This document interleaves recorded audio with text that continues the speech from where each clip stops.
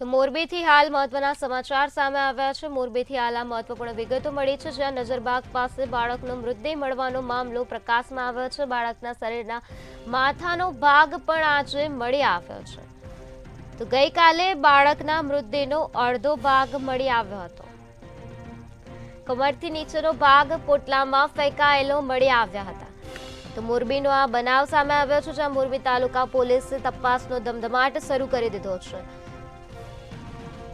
તો મોરબીમાં નજરબાગ પાસે બાળકનો મૃતદેહ મળવાનો મામલો પ્રકાશમાં આવ્યો છે। બાળકના શરીરના માથાનો ભાગ પણ આજે મળી આવ્યો છે। ગઈકાલે બાળકના મૃતદેહનો અડધો ભાગ મળી આવ્યો હતો, ત્યારે કમરથી નીચેનો ભાગ પોટલામાં ફેંકાયેલો મળી આવ્યો હતો।